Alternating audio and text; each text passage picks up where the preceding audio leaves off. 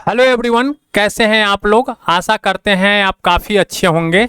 अभी आप स्क्रीन के ऊपर देख रहे हैं घटना चक्र समान अध्ययन पूर्वालोकन सामान्य विज्ञान की ये किताब है। और ये किताब जो है बिल्कुल न्यू अपडेट के साथ यानी वर्ष 2022 के लिए ये किताब मार्केट में आई हुई है। इस किताब के अंदर जो है 1990 से लेकर वर्ष 2022 तक के प्रश्न पत्र यानी यूपीएससी से लेकर जितने भी स्टेट पीसीएस के एग्जाम्स हुए हैं उसके प्रश्न पत्र को इसके अंदर शामिल किया गया है।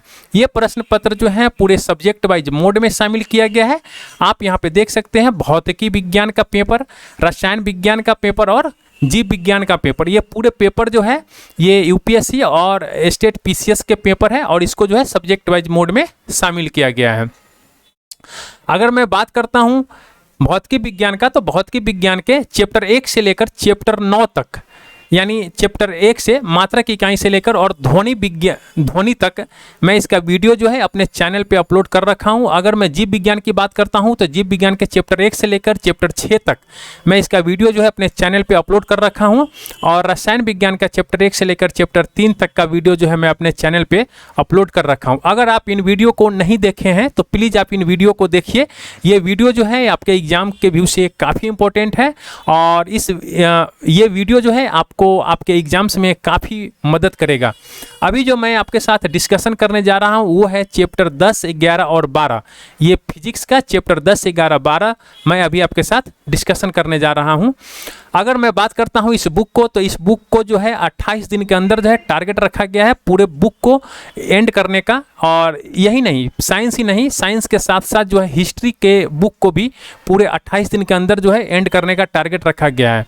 अगर आप हिस्ट्री का वीडियो नहीं देखे हैं तो मैं फिजिक्स के जो इस वीडियो के डिस्क्रिप्शन बॉक्स है उसमें मैं इसका लिंक दे दूंगा, आप वहाँ से देख लीजिएगा। तो चलिए बिना समय गवाए स्टार्ट करते हैं आज का सेशन। और हाँ, अगर आप हमारे चैनल पे नए हैं या फिर चैनल को अब तक आपने सब्सक्राइब नहीं किया है तो प्लीज़ आप चैनल को सब्सक्राइब कर लीजिए और बेल आइकन को दबा दीजिएगा ताकि मैं जो भी लेटेस्ट वीडियो अपलोड करूँ अपने चैनल के ऊपर उसका इन्फॉर्मेशन जो है तुरंत आपको मिल जाए। और वीडियो को अपने दोस्तों के साथ थोड़ा शेयर भी कर लिया कीजिए और एक लाइक का बटन ज़रूर दबाइएगा। तो चलिए स्टार्ट करते हैं आज का सेशन। आज के सेशन में ये पहला टॉपिक्स है विद्युत धारा। तो विद्युत धारा ये आज का पहला टॉपिक है। तो चलिए स्टार्ट करते हैं आज का पहला टॉपिक्स विद्युत धारा का पहला क्वेश्चंस। और हाँ, कुछ बच्चों का डिमांड है कि सर पीडीएफ प्रोवाइड कीजिए, पीडीएफ प्रोवाइड कीजिए। तो पीडीएफ के लिए मैं जल्द ही आपको प्रोवाइड करूँगा। फिजिक्स और हिस्ट्री दोनों का पीडीएफ जो है आपको मिलेगा। देखिए इसका पहला क्वेश्चंस है, ये न्यूमेरिकल है तो ये जो है आपके एग्जाम्स में हमेशा पूछा जाता है।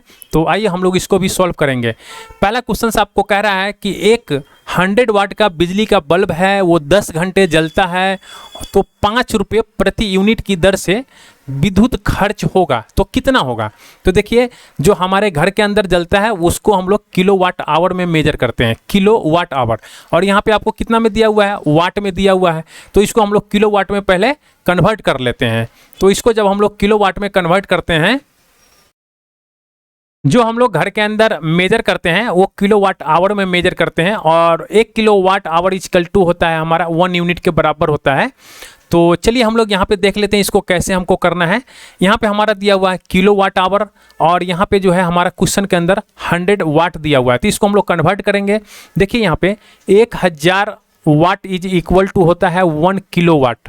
तो इसको अगर हम लोग कन्वर्ट कर लेते हैं 100 वाट इज इक्वल टू तो 1/10 किलो वाट होता है। ठीक है, तो ये 1/10 किलो वाट 100 वाट की जगह हम लोग पुट कर लेंगे। ठीक है, यहाँ पे देखिए किलो वाट है ना, किलो वाट है तो इसको हम लोग क्या लिखेंगे 1/10 किलो वाट इंटू आवर कितना है आपका 10 है। तो 1 से 1 कैंसिल हो गया यानी 1 यूनिट आपका आया। 1 यूनिट यहाँ पे बोल रहा है कि प्रत्येक यूनिट का 5 रुपया लगता है तो इसके आंसर हो जाएंगे ए, 5 रुपया आपको लगेगा। फिर अगला क्वेश्चन कह रहा है कि 100 वाट का बिजली का बल्ब है, इसको 10 घंटे तक जलाना है तो बिजली का खर्च कितना होगा। तो ये यहाँ पे यूनिट पूछ रहा है आपको। तो ठीक उसी तरह हम लोग करेंगे 1/10 × 10 डिवाइडेड बाई हो जाएगा 1 यूनिट हो जाएगा। ठीक है ना, 1 यूनिट इसका बी इसका ऑप्शन हो जाएगा। कह रहा है कि 1 किलोवाट का मान कितना होता है, तो 1 किलोवाट का मान होता है 3.6 इंटू 10⁶ जूल होता है।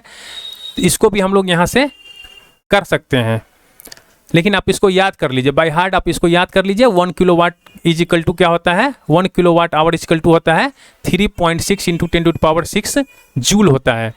फिर यहाँ पे चौथा क्वेश्चन कह रहा है कि 100 वाट के एक बल्ब को 4 घंटे तक स्विच ऑन रखा जाता है, यानी 4 घंटे तक जलाया जाता है, तो विद्युत ऊर्जा की इकाई क्या होगी। तो देखिए यहाँ पे 100 वाट है, तो इसको हम लोग 1/10 गुने 4 है, तो 4 से इसको कर लेंगे।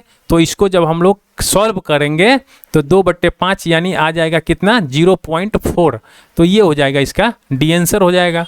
अगला जो क्वेश्चन है कह रहा है कि बिजली की खपत का बिल किसके मापन पर आधारित होता है। तो बिजली का जो खपत का बिल होता है ये आपका होता है वाटेज के ऊपर, ठीक है। तो अगला जो क्वेश्चन है कह रहा है कि 60 वाट का बल्ब है और 5 घंटे प्रतिदिन प्रयोग किया जाता है, तो 30 दिन में इसका यूनिट का कितना खर्च होगा। तो देखिए यहाँ पे 60 वाट दिया हुआ है, तो 60/10 कर लेंगे, गुने 5 घंटे कर लेंगे, और 30 दिन का पूछ रहा है। यहाँ पे आप देखिए 30 दिन का पूछ रहा है, तो 30, ठीक है। तो इससे अगर हम लोग इसको काट देते हैं 1 शून्य से 1 शून्य, तो यहाँ पे हो जाएगा 5 × 15 = 90, तो 900, सॉरी 5 × 15 15 × 90, देखिए यहाँ पे हो जाएगा 1000, ठीक है। तो यहाँ पे 1 शून्य से 1 शून्य इसका कैंसिल हो गया, 1 शून्य से 1 शून्य इसका कैंसिल हो गया, और यहाँ पे बचेगा आपको 1 शून्य बचेगा। तो 5 × 15 = 90, 90/10, तो 1 से 1 कैंसिल हो गया, यानी 9 यूनिट इसका हो जाएगा, आंसर हो जाएगा। एक सुरंग है जिसमें 100 वाट क्षमता वाले 5 बल्ब लगातार 20 घंटे तक जलाए जाते हैं, तो संपूर्ण विद्युत खर्च कितना होगा। तो देखिए इसको भी हम लोग कर लेते हैं, ये 1/10 हो जाएगा, गुने 5 हो जाएगा, क्योंकि यहाँ पे 5 बल्ब लगातार जल रहे हैं और 20 घंटे तक जल रहे हैं, तो 1 शून्य से 1 शून्य, 5 दूनी 10, इसके हो जाएंगे 10 यूनिट हो जाएंगे आंसर।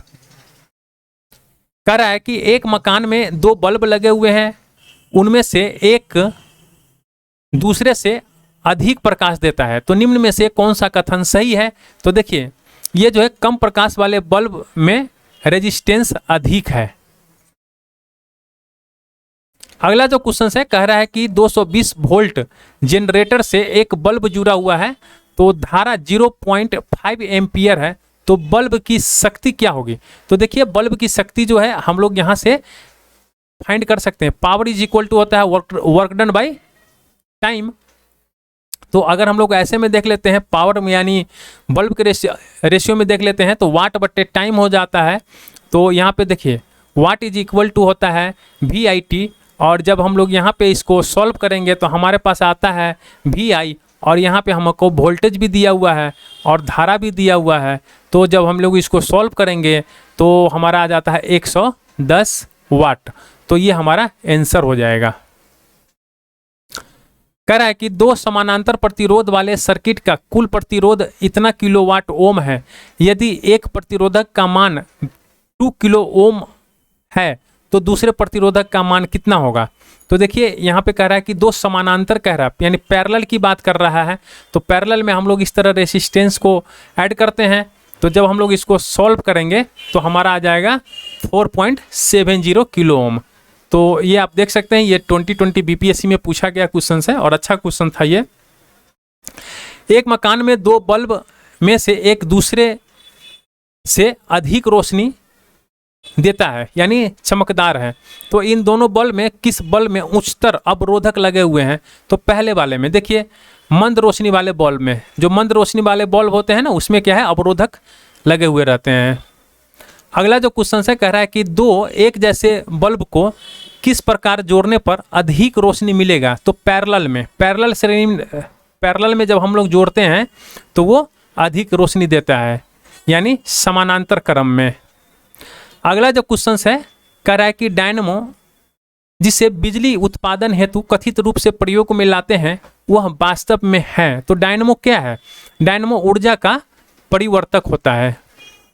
अगला जो क्वेश्चन है कह रहा है कि विद्युत चुंबकीय प्रेरण पर आधारित युक्ति है, तो ये युक्ति क्या है, तो देखिए यहाँ पे डायनमो भी है और विद्युत मोटर भी है, तो इसके जो हो जाएंगे सी और डी दोनों आंसर हो जाएंगे।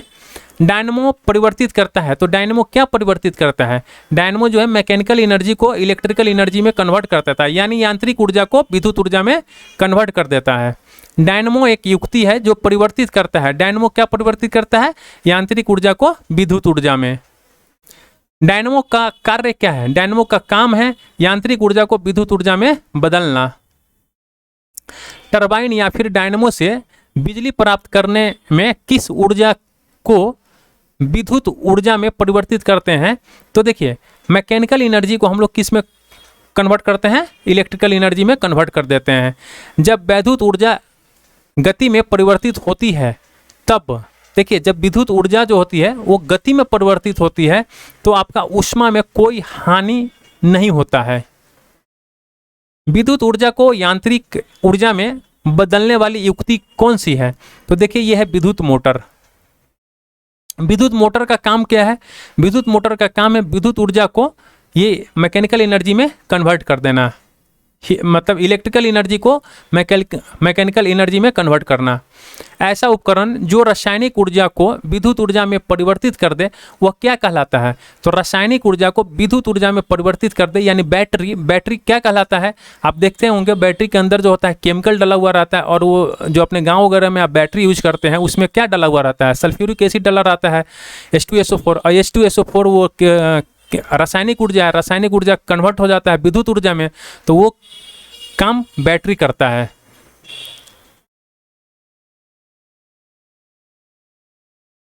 अगला जो क्वेश्चन है कह रहा है कि कम वोल्टेज पर कार्य करने पर विद्युत मोटर प्राय जल जाते हैं, क्यों, क्योंकि वे अधिक विद्युत धारा खींचते हैं जो वोल्टेज के इन्वर्सली प्रोपोर्शनल होता है, यानी प्रतिलोमानुपाती होता है।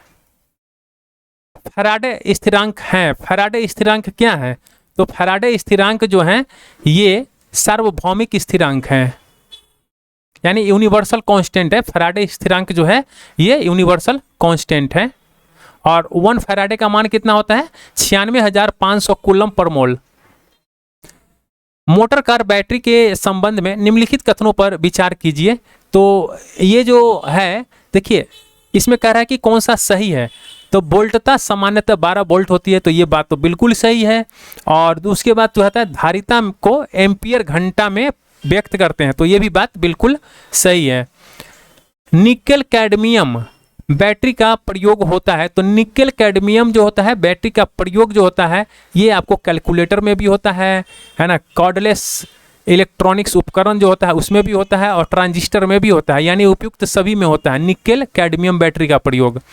निम्न में से कौन सी धातु रोशनी के बल्ब में फिलामेंट के रूप में प्रयोग होती है, तो ये आप बचपन से पढ़ते आ रहे हैं, टंगस्टन।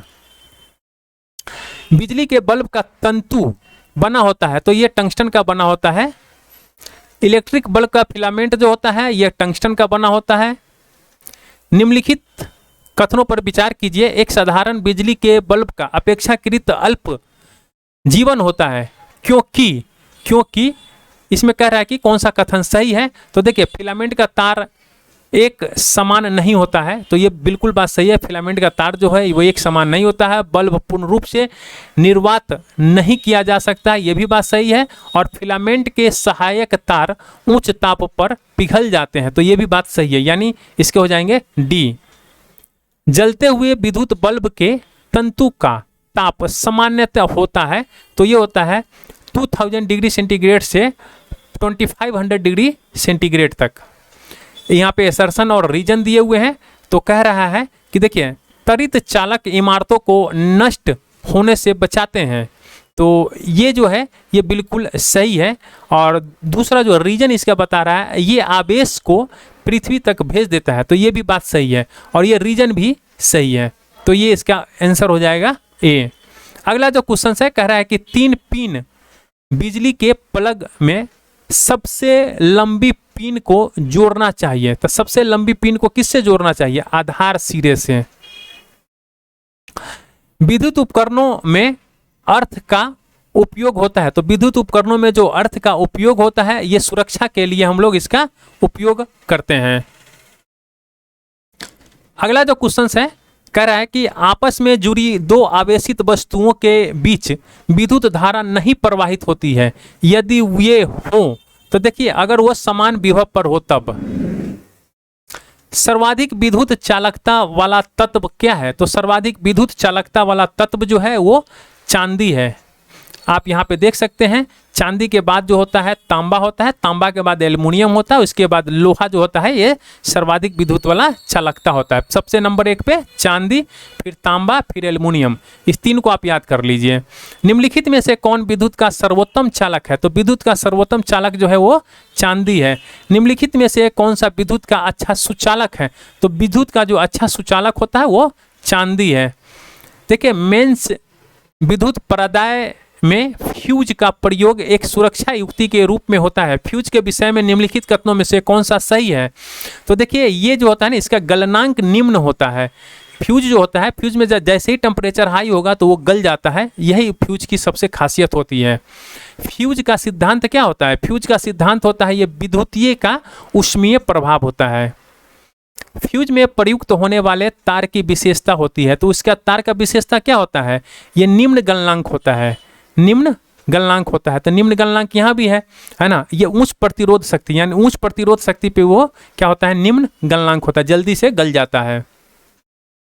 घर की सुरक्षित विद्युत सप्लाई के लिए उपयोग लाने वाली फ्यूज तार जिस धातु की बनी होती है उसका गलनांक जो होता है वो सबसे कम होता है, गलनांक कम होता है, और प्रतिरोध जो होता है वो अधिक होता है। तो इसके ए और सी दोनों हो जाएंगे, लेकिन अगर हम लोग 4 ऑप्शन है यहाँ पे तो ए हमारे हिसाब से सर्वाधिक अच्छा है ना, उपयुक्त है ए। तो आप ए के साथ भी जा सकते हैं। हाइलोजन की बात कर लेते हैं तो हाइलोजन लंप का जो तंतु होता है वो निम्न की मिश्र धातु का होता है। तो किसका बना होता है? तो ये टंगस्टन और सोडियम का बना होता है। हाइलोजन लैंप का जो तंतु धातु होता है वो, यहाँ पे देखिए एसर्शन और रीजन कह रहा है।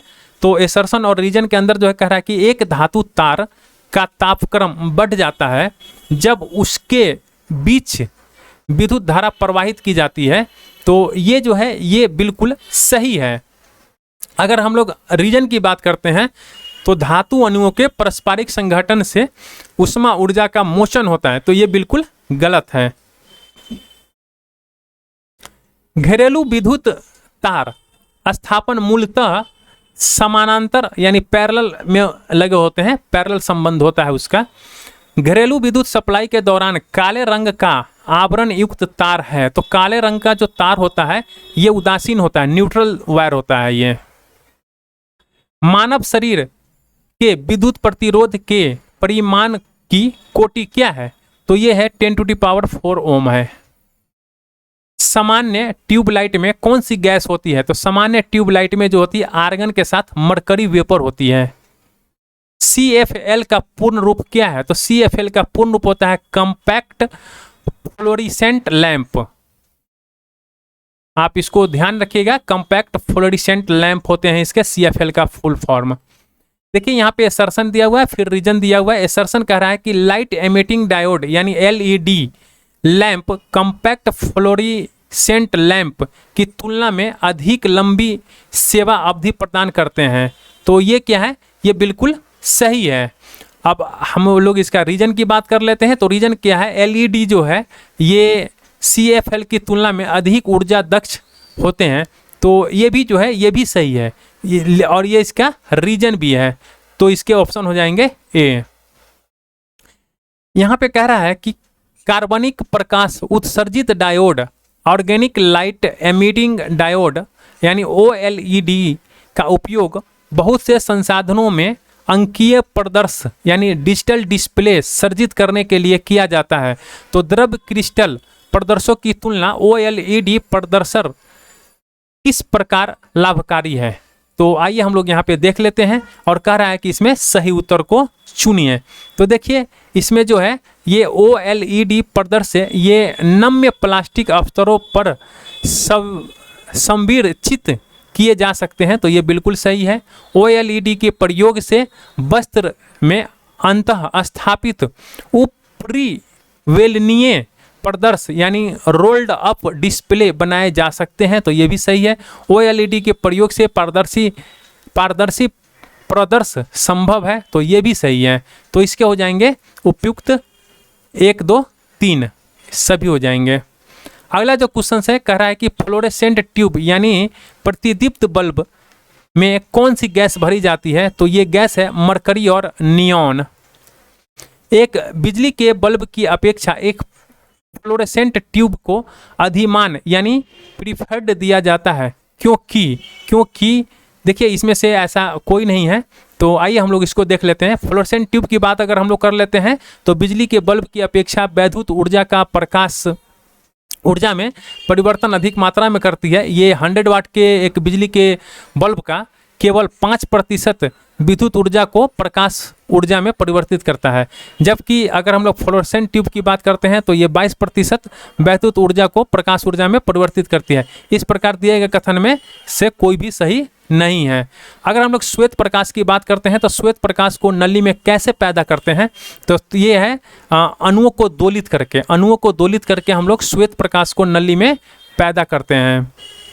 अगला जो क्वेश्चन है कह रहा है कि विद्युत बल्ब के अंदर कौन सी गैस होती है, तो विद्युत बल्ब के अंदर जो होती है, देखिए यहाँ पे नहीं दिया हुआ है, लेकिन जब यहाँ पे हम लोग इसका डिस्क्रिप्शन देख लेते हैं। विद्युत बल्ब का आविष्कार जो है एडिसन ने किया था, तो ये आपको हमेशा पूछता है क्वेश्चंस। इसमें जो होता है टंगस्टन धातु का एक पतला कुंडलामा तंतु लगा होता है, तो ये भी बात सही है। इस धातु का ऑक्सीकरण रोकने के लिए बल्ब के अंदर जो होता है निर्वात करने के बजाय इसमें नाइट्रोजन आर्गन गैस भर दिए जाते हैं। तो ये 2 गैस भरे जाते हैं और इसका जो तंतु होता है वो टंगस्टन का होता है और इसको खोज किया था एडिसन ने। ठीक है, तो आप ये 3 फैक्ट है, 4 फैक्ट है, आप इसको याद कर लीजिएगा। यहाँ पे नाइट्रोजन या आर्गन कोई गैस नहीं दिया हुआ, इसीलिए इसका हो जाएगा उपयुक्त में से कोई नहीं। अगला जो क्वेश्चन है कह रहा है कि प्रदीप्त नलिकाओं के साथ चोक आसंजित होता है। चोक कुंडली क्या है, तो चोक कुंडली जो होता है ये लाइन वोल्टता बढ़ाती है।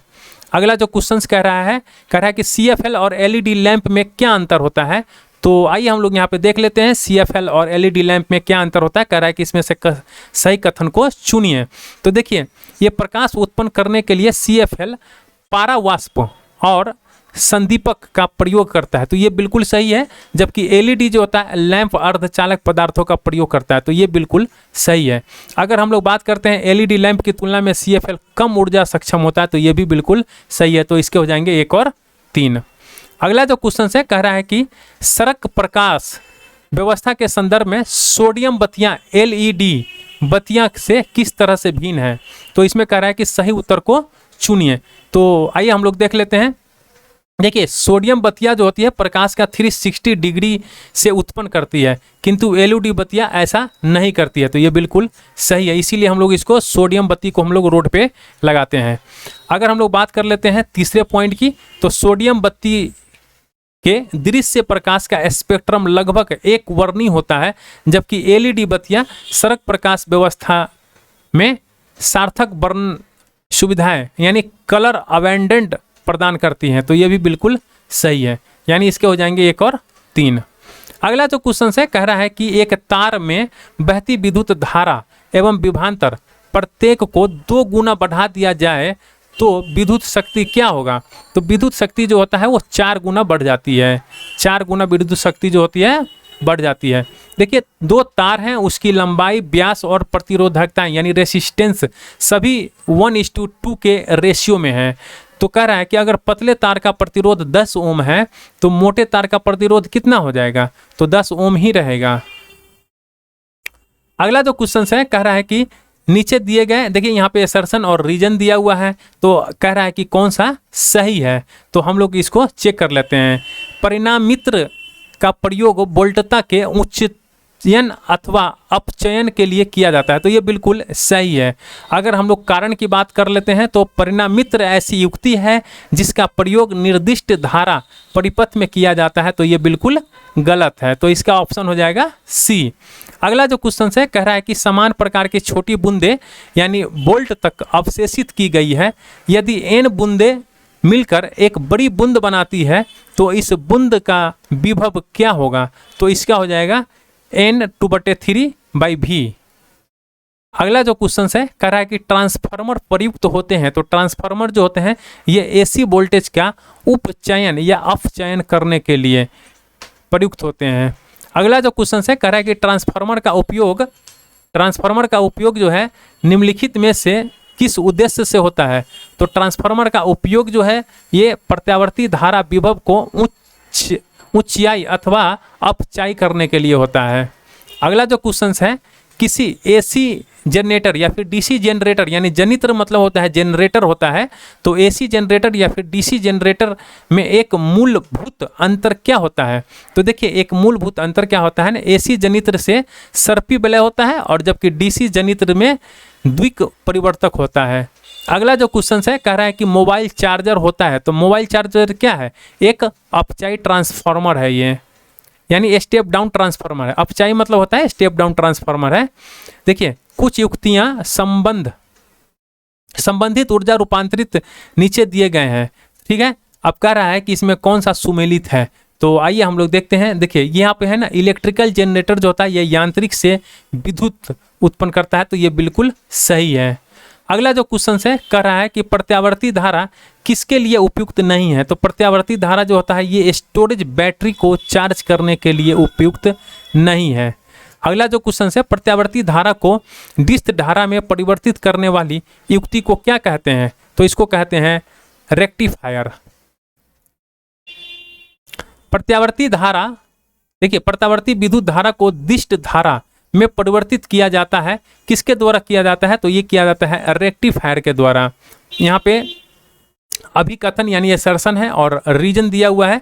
कह रहा है कि भारत में विद्युत वितरण कंपनियां विद्युत खपत की गणना किलोवाट आवर में करती है, तो ये बात तो बिल्कुल सही है। अगर हम लोग बात कर लेते हैं, भारत में विद्युत प्रणाली 60 हर्ट्ज आवृत्ति पर काम करती है, तो ये बात जो है ये गलत है, तो इसके हो जाएंगे ये। निम्न में से कौन विद्युत खपत को बढ़ते क्रम में प्रदर्शित करता है? तो देखिए विद्युत खपत को यहाँ पे बढ़ते क्रम की बात कर रहा है, तो पंखा जो होता है सबसे कम, उससे ज़्यादा जो होता है टेलीविज़न लेता है, फिर विद्युत प्रेस लेता है, फिर इलेक्ट्रिकल केतली जिसमें आप पानी गर्म करते हैं, केतली में चाय वगैरह बनाते हैं, वो लेता है। अगर हम लोग बात कर लेते हैं पृथ्वी के चुंबकीय क्षेत्र का कारण क्या है, तो पृथ्वी के चुंबकीय क्षेत्र का कारण जो होता है ये भूक्रोट के अंदर जो होता है चक्रक धाराएं होती है, यही इसका कारण है। अब यहाँ पे हम लोग दूसरा टॉपिक जो है चालकता के तरफ देखेंगे और इसका जो पहला क्वेश्चन है वो हम लोग देखते हैं। कह रहा है कि अति चालक का लक्षण है, तो अति चालक का लक्षण क्या है? शून्य पारगम्यता। अति चालक किस तापमान पर अत्यधिक आर्थिक महत्व की हो सकती है जिससे लाखों रुपए की बचत हो? तो ये होती है सामान्य तापमान पर होती है। अगला जो क्वेश्चन है कह रहा है कि किसी अति चालक द्वारा प्राप्त अधिकतम ताप क्या होता है? तो ये होता है 133 केल्विन। अगला जो क्वेश्चन है कह रहा है कि नव आविष्कृत उच्च ताप अति चालक है, तो ये होता है सिरेमिक ऑक्साइड। अर्धचालक की चालकता यानी 0 डिग्री केल्विन ताप पर होता है, तो ये होता है 0। एक अर्धचालक में विद्युत चालन होता है, तो ये विद्युत चालन कितना होता है? इलेक्ट्रॉन्स व होल्स दोनों के द्वारा होता है। किसी अर्धचालक का प्रतिरोध गर्म करने पर क्या होता है? तो ये होता है घटता है। अगला जो क्वेश्चन है कह रहा है कि निकट अतीत में हिग्स बोसोन कण के अस्तित्व की संकुचन के लिए किए गए प्रयत्न लगातार समाचारों में रहे हैं। इस कण की खोज का क्या महत्व है? तो देखिए हिग्स बोसोन के बारे में यहाँ पे बात कर रहा है और हिग्स बोसोन जो है, आइए हम लोग इसको देखते हैं। कह रहा है इसमें से कौन सा कथन जो है सही है। देखिए यह हमें यह समझने में मदद करेगा कि मूल कणों में संहति क्यों होता है। तो देखिए ये जो है बिल्कुल सही है, बाकी ये दोनों जो है वो गलत है, तो इसके ऑप्शन हो जाएंगे ए। अगला जो क्वेश्चन कह रहा है कि परम शून्य तापमान पर अर्धचालकों में विद्युत प्रतिरोध हो जाता है, तो ये कितना हो जाता है? इन्फिनिटी हो जाता है, संपूर्ण हो जाता है, अनंत हो जाता है। देखिए अगला जो क्वेश्चन कह रहा है कि निम्न में से कौन सी धातु अर्धचालक की तरह ट्रांजिस्टर में प्रयोग होता है? तो ये होता है जर्मेनियम। निम्नलिखित में से कौन ट्रांजिस्टर का एक महत्वपूर्ण भाग है? तो ये है जर्मेनियम। ट्रांजिस्टर बनाने के लिए सर्वाधिक प्रयुक्त पदार्थ होता है, तो ये होता है सिलिकॉन। अगला जो क्वेश्चन है यहाँ पे असर्शन है और रीजन है, और यहाँ कह रहा है कि त्वरित चालकों को बनाने में लोहे की छड़ों की अपेक्षा तांबे की छड़ों की वरीयता दी जाती है। तो ये बात जो है बिल्कुल सही है। लोहे की तुलना में तांबा विद्युत का अधिक सुचालक है और वायुमंडलीय परिस्थिति में सरलता से ऑक्सीकृत नहीं होता है। तो ये भी बिल्कुल सही है। तो इसके हो जाएंगे ए हो जाएंगे, और इसके ए का जो रीजन है आर, ये सही व्याख्या करता है। अगला जो क्वेश्चन है कह रहा है कि त्वरित बिजली चमकने से वृक्ष में आग लग सकती है क्योंकि इससे अत्यधिक मात्रा में क्या होती है, तो विद्युत ऊर्जा होती है, इसीलिए। अगला क्वेश्चन है निम्न में से कौन से अर्धचालक है, तो देखिए सिलिकॉन और जर्मेनियम जो है ये अर्धचालक है, तो 1 और 4। अगला जो क्वेश्चन है कह रहा है कि निम्नलिखित में से कौन सा अर्धचालक है, तो सिलिकॉन और जर्मेनियम जो है वो अर्धचालक है, तो यहाँ पे आपको जर्मेनियम दिया हुआ है। निम्नलिखित में से कौन सा अर्धचालक है, तो सिलिकॉन जो है वो अर्धचालक है। देखिए भारत सरकार ने झामा के निर्यात पर पूर्ण प्रतिबंध लगा दिया है क्योंकि उसमें से ऐसी धातु या ऐसा तत्व निकाल सकते हैं जिसका उपयोग ट्रांजिस्टर में होता है। वह निम्नलिखित में से कौन सा है, तो वह है जर्मेनियम। अगला जो क्वेश्चन है ये नाभिकीय भौतिकी का है, तो चलिए इसको भी हम लोग थोड़ा सा देख लेते हैं फटाफट। कह रहा है कि निम्नलिखित में से कौन सा सुमेलित नहीं है, तो देखिए यहाँ पे मेसान की खोज किसने किया था, तो हिडेकी ने किया था मेसान की खोज। पॉजिट्रॉन की खोज किसने किया था, तो सीडी एंडरसन और यूफेस ने किया था। सूर्य तथा तारों में ऊर्जा उत्पादन का सिद्धांत किसने दिया था, तो H.A. बेथे ने दिया था। तो ए बी और सी जो है ये तीनों सही है, डी जो है वो सही नहीं है। देखिए यहाँ पे क्या है, पारा यूरेनियम तत्वों का संश्लेषण जो है यहाँ पे हम लोग देख लेते हैं। पारा यूरेनियम तत्वों के संश्लेषण में एनरिको फर्मी का नहीं बल्कि किसका नाम है, G.T. सीबोर्ग का महत्वपूर्ण योगदान है, तो आप इसको भी ध्यान रखिएगा। कह रहा है कि निम्नलिखित युग्मों पर विचार कीजिए, तो ये विचार जो होता है इसमें से कह रहा है कि कौन सही सुमेलित है। तो देखिए यहाँ पे हम लोग सही सुमेलित की बात करते हैं, तो ये जो है ये केवल जो है आपका ये ब्लॉकचेन प्रौद्योगिकी जो होता है ना, ये डिजिटल या फिर क्रिप्टो मुद्रा में होता है, तो ये बिल्कुल सही है। अगला जो क्वेश्चन है कह रहा है कि निम्नलिखित में से कौन सही नहीं है, तो देखिए ये जो है किसी परमाणु के नाभिक का टूटना संलयन कहलाता है, ये सही नहीं है, ये संलयन नहीं कहलाता है। ठीक है, अगला जो क्वेश्चन है यहाँ पे असर्शन दिया हुआ है और ये है रीजन इसका, तो कह रहा है कि निम्न में से कौन सा सही है। तो देखिए हम लोग देखते हैं, अर्नेस्ट रदरफोर्ड ने रॉयल सोसाइटी के समक्ष कहा था कि मनुष्य की नाभिकीय शक्ति कभी नहीं उपलब्ध होगी, तो ये बात जो है बिल्कुल सही है। उसने यह विश्वास था कि आइंस्टाइन का नियम फेल हो जाएगा और मात्रा ऊर्जा में परिवर्तित नहीं होगी, तो ये भी बिल्कुल सही है, यानी ये सही है। और जो है का जो है ये क का ये सही रीजन भी है। अगला जो क्वेश्चन है कह रहा है कि निम्न कणों में से कौन एक जिसका आविष्कार करने का दावा किया जा रहा है, ये अल्बर्ट आइंस्टाइन के सापेक्षता का सिद्धांत को गलत साबित करने के जोखिम में डाल सकता है, तो ये है माइक्रोवेव फोटोन। अगला जो क्वेश्चन है कह रहा है कि साइक्लोट्रॉन किसको त्वरित करने के लिए प्रयुक्त किया जाता है, तो ये किया जाता है प्रोटॉन को। अगला जो क्वेश्चन है कह रहा है कि पेयजल में गामा उत्सर्जक समस्थानिक है या नहीं, इसकी पुष्टि निम्नलिखित में से किससे की जा सकती है, तो इसकी पुष्टि जो है ये प्रस्फुरण गणक के द्वारा किया जा सकता है। निम्न विकर्ण प्रकारों में से किसमें सर्वाधिक ऊर्जा होता है, तो ये होता है एक्सरे। एक्सरे में क्या होता है, सर्वाधिक ऊर्जा होता है। देखिए अगर यहाँ पे हम लोग बात कर लेते हैं इसके क्रम का, तो निम्नलिखित जो विकिरण है इसके अगर क्रम की अगर हम लोग बात कर लेते हैं तो सबसे अधिक एक्सरे में होता है ऊर्जा, इसके बाद अल्ट्रा वायलेट में होता है, फिर दृश्य प्रकाश में होता है, फिर इसके बाद इंफ्रारेड में होता है। अगला क्वेश्चन है कह रहा है कि निम्नलिखित विद्युत चुंबकीय विकिरणों में से किसकी ऊर्जा अधिकतम होती है, तो अभी आपने देखा है कि एक्सरे में होता है, यहाँ भी आप देख लीजिए एक बार।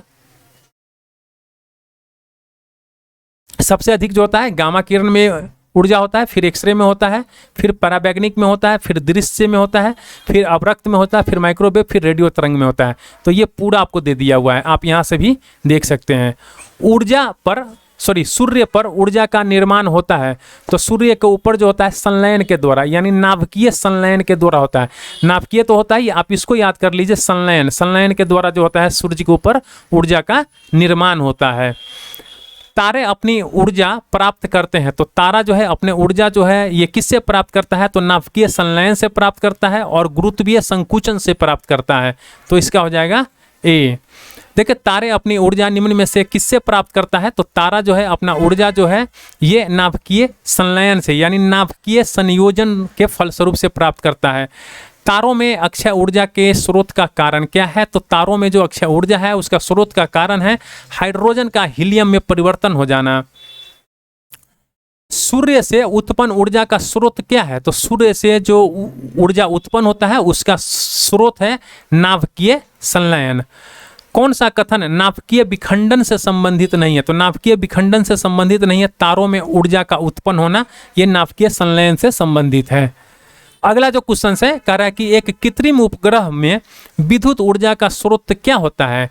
तो विद्युत ऊर्जा का जो स्रोत होता है ये सौर सेल होता है। अगला जो क्वेश्चन है यहाँ पे कह रहा है कि यहाँ पे कुछ पॉइंट दिए हुए हैं, कह रहा है कि कौन सा सही है। तो देखिए यहाँ पे जो है ये प्रकाश वोल्टीय प्रक्रिया एक प्रौद्योगिकी है और जो कि प्रकाश के विद्युत में प्रत्यक्ष रूपांतरण द्वारा विद्युत जनन करती है, और जबकि सौर तापीय प्रक्रिया एक प्रौद्योगिकी है जो सूर्य के विकिरणों का उपयोग ताप जनित करने के लिए करती है, जिसका आगे विद्युत जनन प्रक्रिया में उपयोग किया जाता है। तो ये जो है पॉइंट बिल्कुल सही है, इसके हो जाएंगे 1। अगला जो है कह रहा है कि ये पॉइंट दिए हुए हैं और कह रहा है कि इसमें से कौन सही है। तो देखिए यहाँ जो है ये सरफेस पंप की बात कर रहा है। सरफेस पंप को चलाने के लिए सौर ऊर्जा का प्रयोग किया जाता है। हो सकता है कि ये निजमनी पंपों के लिए नहीं। तो ये बात जो है बिल्कुल गलत है। अगर हम लोग बात करते हैं सौर ऊर्जा का प्रयोग जो है सेंट्रीफ्यूगल पंप को चलाने के लिए हो सकता है और पिस्टन वालों के लिए नहीं। तो ये भी बात गलत है। तो ये ना तो 1 होगा और ना ही 2 होगा। फिर यहाँ पे कह रहा है कुछ पॉइंट दिए गए हैं और कह रहा है कि कौन सा सही है सौर ऊर्जा उत्पादन के संदर्भ में। तो देखिए सौर ऊर्जा उत्पादन के संदर्भ में जो है भारत प्रकाशीय वोल्टीय इकाइयों में प्रयोग में आने वाले सिलिकॉन वेफर्स का दुनिया में तीसरा सबसे बड़ा उत्पादक देश है। तो ये बात गलत है। कह रहा है कि सौर ऊर्जा शुल्क का निर्धारण भारतीय सौर ऊर्जा निगम के द्वारा किया जाता है। तो ये भी बात बिल्कुल गलत है। तो इसका तो होगा ना 1 होगा और ना ही 2 होगा। निम्न में से कौन सा तत्व जो है सोलर सेल में उपयोग किया जाता है? तो सोलर सेल के अंदर सिलिकॉन का हम लोग उपयोग करते हैं। प्रकाश वोल्टीय सेल होता है। तो प्रकाश वोल्टीय सेल क्या होता है? सौर सेल होता है, प्रकाश वोल्टीय सेल होता है। फोटो वोल्टीय सेल संबंधित है। तो फोटो वोल्टीय सेल संबंधित है, ये सौर ऊर्जा से संबंधित है। देखिए यहाँ पे कुछ पॉइंट दिए गए हैं, कह रहा है कि कौन सा सही है, किसके रिस्पेक्ट में? तो न्यूक्लियर रिएक्टर के रिस्पेक्ट में। तो आइए हम लोग इसको देख लेते हैं। देखिए यहाँ पे कह रहा है प्रत्येक विखंडन अभिक्रिया में अपेक्षाकृत अधिक न्यूट्रॉन निर्मुक्त होता है। तो ये बात जो है बिल्कुल सही है। न्यूट्रॉन विखंडन प्रक्रिया में तुरंत हिस्सा लेता है। तो ये बात बिल्कुल गलत है। द्रुत न्यूट्रॉन ग्रेफाइट द्वारा धीमे किए जाते हैं। तो ये बात बिल्कुल सही है। ठीक है, तो इसके हो जाएंगे 1 और 3 इसके आंसर हो जाएंगे। अगला जो क्वेश्चन कह रहा है कि परमाणु रिएक्टर क्या है? तो परमाणु रिएक्टर जो है ये भारी पानी का तालाब है परमाणु रिएक्टर। नाभिकीय संलयन रिएक्टर के विषय में निम्नलिखित कथनों पर विचार हमें करना है। कह रहा है कि इसमें से कौन सा सही है। तो देखिए वे भारी नाभिकियों के विखंडन के सिद्धांत पर कार्य करता है। तो ये बिल्कुल गलत है। ये साधारणतः उनकी टोकमाक डिजाइन होती है। तो ये बिल्कुल सही है। और वे बहुत अधिक तापक्रम पर कार्य करता है। तो ये भी बिल्कुल सही है। अगला जो क्वेश्चन है कह रहा है कि नाभिकीय रिएक्टर और परमाणु बम में क्या अंतर होता है? तो देखिए नाभिकीय रिएक्टर और परमाणु बम में जो अंतर होता है, नाभिकीय रिएक्टर की श्रृंखला अभिक्रिया अनियंत्रित होती है, यही अंतर होता है। अगला जो क्वेश्चन कह रहा है कि आधुनिक आर्यवैज्ञानिक विज्ञान में नाभिकीय औषधियाँ नैदानिक और उपचार के प्रभावी उपकरणों के रूप में उभर रही है। तो ये वास्तव में क्या है? तो ये वास्तव में जो होता है रेडियो आइसोटोप होता है। भारत में प्रचुर मात्रा में उपलब्ध महत्वपूर्ण नाभिकीय ईंधन है, तो ये क्या है, ये थोरियम है। अगला जो क्वेश्चन है कह रहा है कि एक रेडियोधर्मी तत्व जिसके भारतवर्ष में बड़े भंडार पाए जाते हैं, तो वो क्या है, वो थोरियम हो जाता है। अगला जो पॉइंट है कह रहा है कि निम्न में कुछ पॉइंट दिए गए हैं, कह रहा है कि इसमें कौन सा कथन जो है वो सही है। देखिए कुछ लोगों का सोचना है कि तेजी से बढ़ रही ऊर्जा की जरूरत पूरी करने के लिए भारत को थोरियम को नाभिकीय ऊर्जा के भविष्य के ईंधन के रूप में विकसित करने के लिए शोध और विकास करना चाहिए। इस संदर्भ में थोरियम यूरेनियम की तुलना में कैसे अधिक लाभकारी है, तो हम लोग यहाँ पे थोरियम और यूरेनियम का कंपैरिजन हमें देखना है और कह रहा है कि निम्न में से कौन सा सही है। तो देखिए प्राकृतिक में यूरेनियम की तुलना में थोरियम के कहीं अधिक भंडार हैं, तो ये बात बिल्कुल सही है। उत्खनन प्राप्त खनिज से मिलने वाली प्रति इकाई द्रव्यमान ऊर्जा की तुलना की जाए तो थोरियम प्राकृतिक यूरेनियम की तुलना में कहीं अधिक ऊर्जा उत्पन्न करती है, तो ये भी बात बिल्कुल सही है। अगर हम लोग थोरियम की बात करते हैं तो थोरियम यूरेनियम की तुलना में कम नुकसानदेह और अपशिष्ट उत्पादित है, तो ये भी बात बिल्कुल सही है। तो इसके हो जाएंगे 1, 2, 3 यानी डी इसके ऑप्शन हो जाएंगे। अगला जो क्वेश्चन कह रहा है कि भारत अंतर्राष्ट्रीय तापनाभिकीय प्रायोगिक रिएक्टर का एक महत्वपूर्ण सदस्य है। यदि वह प्रयोग सफल हो जाता है तो भारत का तत्कालिक लाभ क्या है, तो देखिए भारत का जो तत्कालिक लाभ है यह विद्युत उत्पादन के लिए संलयन यानी फ्यूजन रिएक्टरों का निर्माण कर सकता है। अगला जो क्वेश्चन है कह रहा है कि भारत के संदर्भ में अंतर्राष्ट्रीय परमाणु ऊर्जा एजेंसी के अतिरिक्त नयाचार यानी एडिशनल प्रोटोकॉल का अनुसमर्थन करने का निहितार्थ क्या है, तो देखिए इसका निहितार्थ जो है ये है असैनिक परमाणु रिएक्टर यानी IAEA के रक्षापयों के अधीन आ जाते हैं। अगला जो क्वेश्चन है कह रहा है कि भारत में क्यों कुछ परमाणु रिएक्टर IAEA सुरक्षा उपायों के अधीन रखे जाते हैं जबकि अन्य सुरक्षा के अधीन नहीं रखे जाते हैं, तो ये है कुछ आयातित यूरेनियम का प्रयोग करते हैं और कुछ अन्य घरेलू आपूर्ति का। अगला जो क्वेश्चन है कह रहा है कि निम्नलिखित में से कौन सा तत्व परमाणु ईंधन की श्रेणी में नहीं आता है, तो ये आता है कैडमियम। कैडमियम जो है ये परमाणु ईंधन की श्रेणी में नहीं आता है, बाकी थोरियम यूरेनियम और प्लूटोनियम जो है ये आ जाता है। अणुशक्ति से नहीं संबंधित खनिज को पहचानिए, तो देखिए ये है क्रोमियम। अगला जो क्वेश्चन है कह रहा है कि निम्नलिखित में से कौन ईंधन नहीं है, तो ये है हीलियम। हीलियम जो है ये ईंधन नहीं है, बाकी आपका यूरेनियम है, थोरियम है, यूरेनियम है, थोरियम है और रेडियम जो है ये ईंधन है। कह रहा है कि निम्नलिखित में से किसका नाभिकीय ईंधन के रूप में प्रयोग नहीं किया जा सकता है, तो कैल्शियम। कैल्शियम का हम लोग नाभिकीय यूरेनियम के रूप में प्रयोग नहीं करते हैं, जबकि यूरेनियम, थोरियम, प्लूटोनियम का हम लोग इस्तेमाल कर लेते हैं। किसका परमाणुवीय ईंधन के रूप में प्रयोग नहीं किया जा सकता है, तो देखिए यहाँ पे हम लोग यूरेनियम का उपयोग करते हैं, ठीक है, प्लूटोनियम का और थोरियम का उपयोग कर सकते हैं, लेड का उपयोग नहीं करेंगे। अगला जो क्वेश्चन है कह रहा है कि न्यूक्लियर बम बनाने के लिए निम्न में से किसका उपयोग किया जाता है, तो न्यूक्लियर बम बनाने के लिए जो होता है हम लोग यूरेनियम का उपयोग करते हैं। अगला जो क्वेश्चन है कह रहा है कि परमाणु बम का सिद्धांत आधारित है। परमाणु बम का सिद्धांत क्या आधारित है, नाभिकीय विखंडन पे आधारित है। रेडियोधर्मिता के संदर्भ में निम्नलिखित कथनों में से कौन से सही है, तो देखिए रेडियोधर्मिता एक नाभिकीय गुण है, तो ये बिल्कुल सही है, तो एक ही इसका आंसर हो जाएगा, केवल ए। अगला जो क्वेश्चन है कह रहा है कि परमाणु बम का कार्य सिद्धांत यूरेनियम का नाभिकीय विखंडन और हाइड्रोजन बम का कार्यकारी सिद्धांत है, तो ये है ड्यूटेरियम का नाभिकीय संलयन।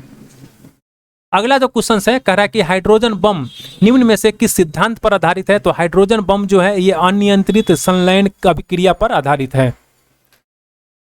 अगला जो क्वेश्चन है कह रहा है कि हाइड्रोजन बम विकसित किया गया था, तो हाइड्रोजन बम जो है ये एडवर्ड टेलर के द्वारा विकसित किया गया था। अगला जो क्वेश्चन है कह रहा है कि समृद्ध यूरेनियम होता है, तो समृद्ध यूरेनियम जो होता है ये क्या होता है, ये प्राकृतिक यूरेनियम जिसे रेडियोधर्मी यूरेनियम 235 आइसोटोप का घटक कृत्रिम रूप से बढ़ाया जाता है। अगला जो क्वेश्चन है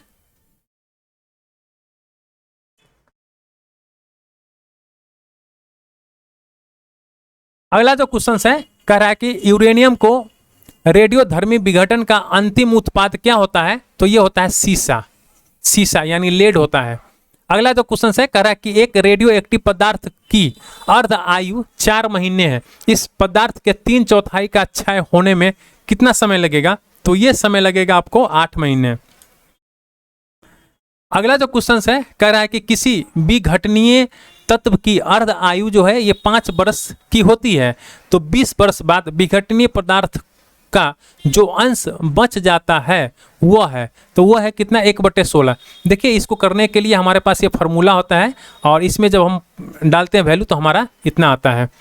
कह रहा है कि एक रेडियोधर्मी पदार्थ की अर्ध आयु 10 दिन का है, तो इसका अभिप्राय यह है कि यह पदार्थ के 3/4 भाग का विघटन 20 दिनों में हो जाता है।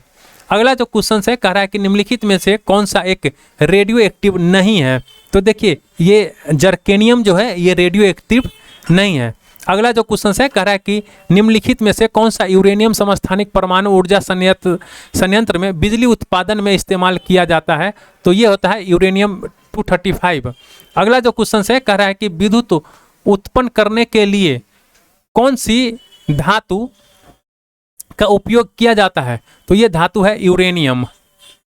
अगला जो क्वेश्चन है कह रहा है कि रेडियोधर्मी पदार्थ उत्सर्जित करता है, तो ये करता है देखिए अल्फा, बीटा और गामा कण जो है ये उपरोक्त सभी उत्सर्जित करते हैं। अगर चालू नाभिकीय रिएक्टर में कंट्रोल छड़ों का उपयोग नहीं किया जाए तो क्या होगा? तो ये होगा चेन प्रक्रिया सीमा से बाहर चली जाएगी। अगला जो क्वेश्चन है कह रहा है कि भारत का प्रथम परमाणु संयंत्र निम्न में से कौन सा है? तो भारत का प्रथम परमाणु संयंत्र जो है ये तारापुर है, और ये तारापुर कहाँ है? तो ये मुंबई में है। कब स्थापित किया गया था? 1969 से कार्य करना प्रारंभ किया था। अगला जो क्वेश्चन है कह रहा है कि भारत का प्रथम परमाणु ऊर्जा केंद्र कहाँ है? तो ये है तारापुर में। कहाँ है? तारापुर परमाणु ऊर्जा केंद्र कहाँ है? तो मुंबई में है। बार्क के वर्तमान निदेशक कौन है? तो देखिए बार्क के जो वर्तमान निदेशक हैं अजीत कुमार मोहंती है, 12 मार्च 2019 से। तो आप इसको एक बार पढ़ लीजिएगा, ये करंट का क्वेश्चन है। ध्रुव पूर्णिमा और साइरस में क्या संबंध है? तो ध्रुव पूर्णिमा और साइरस में जो है ये भारतीय शोध रिएक्टर है। अगला जो क्वेश्चन है कह रहा है कि भारत में न्यूक्लियर रिएक्टर में कौन सा ईंधन प्रयुक्त होता है? तो न्यूक्लियर रिएक्टर में जो होता है ये यूरेनियम 238 जो होता है ये प्रयुक्त होता है। कलपक्कम प्रसिद्ध है, तो कलपक्कम जो है ये किसके लिए प्रसिद्ध है? तो परमाणु शक्ति संयंत्र के लिए कलपक्कम जो है प्रसिद्ध है। देखिए कलपक्कम जो है वो कहाँ है? तमिलनाडु में है, और यहीं पे है इंदिरा गांधी परमाणु अनुसंधान केंद्र है। तो आप इसको भी याद कर लीजिए, ये 1971 में ये स्टार्ट हुआ था। इंदिरा गांधी आणविक अनुसंधान केंद्र कहाँ है? तो तमिलनाडु में है। अभी हम आपको बताएं ऊपर कलपक्कम तमिलनाडु। निम्नलिखित में से कौन सा युग्म सुमेलित नहीं है? तो देखिए Indira Gandhi centre for atomic research institute जो है ये कलपक्कम, ये बिल्कुल सही है। अगर हम लोग बात करते हैं atomic mineral directorate for exploration and research का, तो ये हैदराबाद में है, तो ये भी बिल्कुल सही है। हरिश्चंद्र रिसर्च इंस्टीट्यूट ये चेन्नई में नहीं है, ये कहाँ है? ये प्रयागराज में है, उत्तर प्रदेश प्रयागराज में है हरिश्चंद्र रिसर्च इंस्टीट्यूट्स। अगर हम लोग Saha institutes of nuclear physics की बात करते हैं तो ये कोलकाता में है, तो इसके हो जाएंगे सी। अगला जो क्वेश्चन है कह रहा है कि ये संगठन कुछ दिए हुए हैं और इसके ऊपर हमको विचार करना है, ठीक है। तो कह रहा है कि इनमें से कौन सा परमाणु ऊर्जा विभाग के अंतर्गत है? तो परमाणु ऊर्जा विभाग के अंतर्गत जो है ये चारों हैं। परमाणु ऊर्जा अनुसंधान एवं अन्वेषण निदेशालय है, गुरु जल बोर्ड यानी हेवी जल बोर्ड जो है ये भी है, भारतीय रेयर अर्थ लिमिटेड हो जाता है ये भी है, और भारतीय यूरेनियम कॉर्पोरेशन है ये भी है, तो इसके हो जाएंगे डी। अगला जो क्वेश्चन है कह रहा है कि भारत में भारी जल बनाया जाता है, तो भारत के अंदर जो है भारी जल जो होता है ट्रॉम्बे में बनाया जाता है। ट्रॉम्बे कहाँ है? तो ये मुंबई में है, तो आप इसको याद रखिएगा। अगला जो क्वेश्चन है कह रहा है कि सुमेलित 1 सुमेलित सूची 1 सूची 2 का हमें मिलान करना है, कह रहा है कि कौन सा इसमें सही उत्तर है।